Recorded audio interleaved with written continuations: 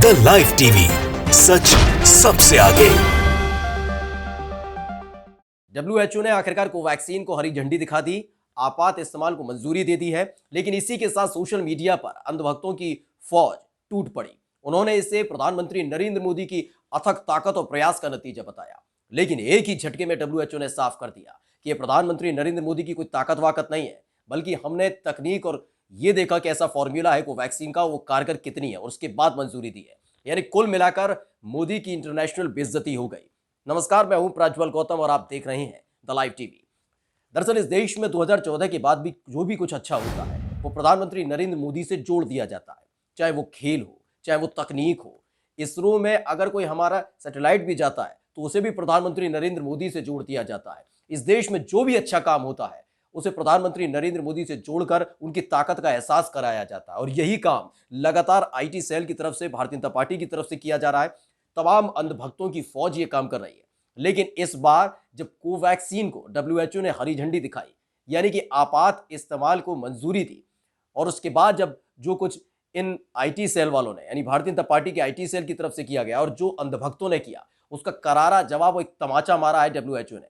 दरअसल हुआ यूं कि कोवैक्सीन को हरी झंडी दिखाई गई, यानी अब उसके आपात इस्तेमाल को मंजूरी दे दी गई है। दुनिया भर में कोवैक्सीन का इस्तेमाल होगा, उस डोज का इस्तेमाल होगा। इसको डब्ल्यूएचओ ने किस तरीके से एक तकनीक की तरह इसे पहले इस्तेमाल किया और उसके बाद कितनी कारगर है ये कोवैक्सीन, उस पर मंजूरी दी है।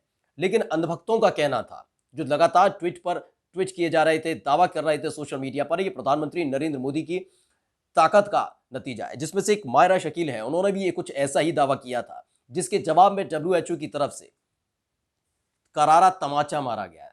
बताया गया है कि प्रधानमंत्री नरेंद्र मोदी की ताकत का असर हम पर नहीं पड़ता।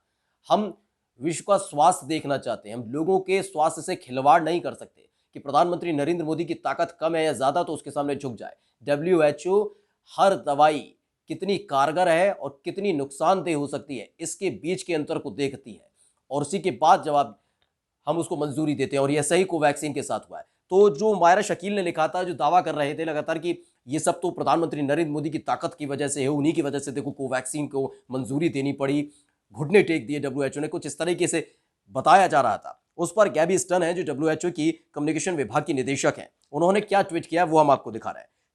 कोविड वैक्सीन के आपात इस्तेमाल को मंजूरी देने की डब्ल्यूएचओ की प्रक्रिया सख्त वैज्ञानिक और मानकीकृत है। इसमें एक तकनीकी सलाहकार समूह के लिए बाहरी विशेषज्ञों को शामिल किया जाता है, जो निर्माताओं और अन्य लोगों के डेटा की समीक्षा करते हैं कि वो कितनी कारगर और सुरक्षित है।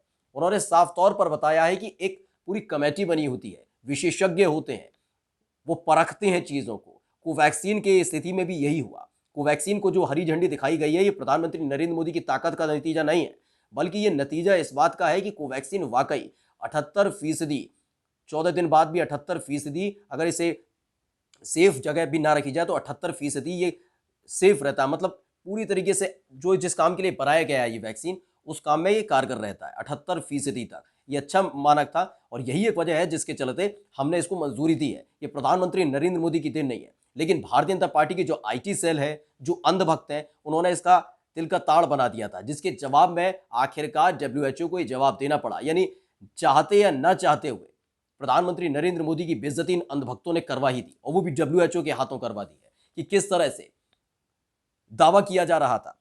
दरअसल एक ऋषि बगरी है, उन्होंने भी कुछ एक ट्वीट किया कि पीएम मोदी G20 समिट में शामिल अकेले नेता हैं जिन्होंने मास्क नहीं पहना। ये ट्वीट किया उन्होंने। 4 फोटो हैं जो अलग अलग देशों के लोगों से मिली। दरअसल G20 समिट के दौरान भी कुछ ऐसे ही हुआ था। अलग अलग तस्वीरें जो हम आपको दिखा रहे हैं, देखिए ये ट्वीट के साथ जो उन्होंने अटैच की हैं, और इसमें लिखा है कि पीएम मोदी G20 समिट में शामिल अकेले ऐसे नेता हैं जिन्होंने मास्क नहीं पहना। और यही एक सीधा संदेश डब्ल्यूएचओ को देने की कोशिश है कि कोवैक्सीन कितनी कारगर है। ये इस तरह के दावे, मतलब माखौल उड़ाया जा रहा था, मतलब लग ही नहीं रहा था कि वैक्सीन की बात हो रही है, लग ही नहीं रहा था। प्रधानमंत्री नरेंद्र मोदी की ताकत का इस्तेमाल बार बार किया जा रहा, मतलब वैक्सीन के काम आए ना आए, लेकिन प्रधानमंत्री नरेंद्र मोदी कितने ताकतवर हैं ये जरूरी हो गया अंधभक्तों के लिए। तो इस तरह की तस्वीरें पोस्ट की, किस तरह से बिना मास्क के वो लोगों से मिल रहे थे और बताया जा रहा था कि सीधा संदेश दिया जा रहा है, ये सीधा संदेश दिया जा रहा है कि कोवैक्सीन कितनी ताकतवर है। बताइए, इस तरह की सोच आती कहां से, घटिया लोग आते कहां से?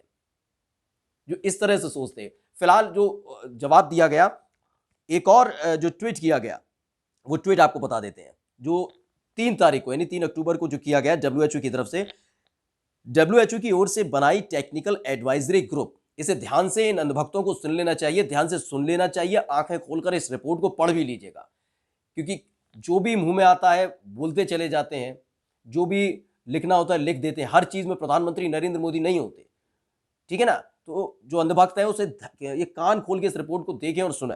देखिए डब्ल्यूएचओ ने जो लिखा है उस ट्वीट को ध्यान से पढ़िए। डब्ल्यूएचओ की ओर से बनाई गई टेक्निकली एडवाइजरी ग्रुप, जिसमें दुनिया भर के नियामक विशेषज्ञ होते हैं, उन्होंने ये पाया है कि कोवैक्सीन कोविड-19 से रक्षा के लिए डब्ल्यूएचओ के मानकों का पालन करती है और इस वैक्सीन के फायदे इसके खतरे की तुलना में ज्यादा है और इसका सारी दुनिया में इस्तेमाल हो सकता है। और इसी के साथ कोवैक्सीन को मंजूरी दी गई थी। लेकिन हुआ क्या, सोशल मीडिया पर टूट पड़ी भक्तों की भीड़। उन्होंने ये तक बताया, डब्ल्यूएचओ के जो महानिदेशक है टेड्रस घेब्रेयेसस, उनको मनाने की कोशिश G20 शिखर सम्मेलन में प्रधानमंत्री नरेंद्र मोदी की तरफ से की गई थी। लगातार दबाव बनाया जा रहा था प्रधानमंत्री की तरफ से, इस तरह का माहौल बनाया जा रहा था कि मतलब कोवैक्सीन को मंजूरी देना जरूरी है। और प्रधानमंत्री नरेंद्र मोदी की ताकत के आगे आखिरकार देखिए झुक गए डब्ल्यूएचओ के महानिदेशक। ये सोच लाई जाती है और ये अब का नहीं है। आप अनुमान लगाइए कि इस देश में 2014 के बाद जो भी अच्छी चीज है, शायद आपने वो मीडिया रिपोर्ट्स देखी या नहीं देखी, लेकिन कुछ मीडिया चैनल्स ऐसे भी थे जिन्होंने T20 वर्ल्ड कप में भारत और पाकिस्तान के बीच जो मैच होने जा रहा था, उससे पहले जीत की घोषणा तो की ही थी भारत की, लेकिन उससे पहले ही प्रधानमंत्री नरेंद्र मोदी से जोड़ दिया था। बताने लगे थे कि प्रधानमंत्री नरेंद्र मोदी की जीत है, उनकी ताकत की वजह से T20 वर्ल्ड कप में पाकिस्तान भारत से हारेगा। ये इस तरह की बात की जा रही है। वो बात अलग है कि जैसे ही T20 वर्ल्ड कप में भारत की करारी शिकस्त हुई, उसके बाद ये मीडिया रिपोर्ट्स गायब हो गए। कोई ये बताने के लिए तो फिर तैयार नहीं कि मोदी की वजह से हारे। अगर मोदी की वजह से जीत सकते हैं तो हार भी तो मोदी जी की वजह से होगी। ऐसे ओलंपिक में भी हुआ था, टोक्यो ओलंपिक हुआ, तमाम खिलाड़ियों ने अच्छा प्रदर्शन किया। उनके प्रदर्शन से ज्यादा चर्चा इस बात की हो रही थी मीडिया में कि किस तरह से मोदी हैं तभी मुमकिन हो रहा है। इतने पत्रकार हैं कि ये सोच कहां से आती है। इसरो का कोई भी मिशन अगर सफल होता है, उसको प्रधानमंत्री नरेंद्र मोदी से जोड़ दिया जाता है। ऐसा ही कोवैक्सीन की स्थिति में हुआ। लेकिन वो बात अलग है कि अपने देश में कुछ चीजों की सफलताओं पर जब आप बोलते हैं, जब आपके अंधभक्त बोलते हैं, तो हो सकता है उसका जवाब नहीं दिया जाता हो। लेकिन जब अंतर्राष्ट्रीय स्तर पर बात होती है ऐसी, तो डब्ल्यूएचओ जैसे संस्थान और संगठन होते हैं, वो करारा तमाचा जड़ देते हैं। जैसे कोवैक्सीन वाले मामले में सीधे तौर पर बता दिया, ये प्रधानमंत्री नरेंद्र मोदी की ताकत का नतीजा नहीं है, बल्कि ये सब कुछ इसलिए हुआ क्योंकि वाकई कोवैक्सीन कारगर है कोविड-19 से लड़ने के लिए। इसके फायदे ज्यादा हैं, खतरे कम है, और इसीलिए इसकी आपात जो इस्तेमाल है उसकी मंजूरी दी जा रही है। और इसी के साथ प्रधानमंत्री नरेंद्र मोदी की इंटरनेशनल बेइज्जती हो गई। नमस्कार। द लाइव टीवी, सच सबसे आगे।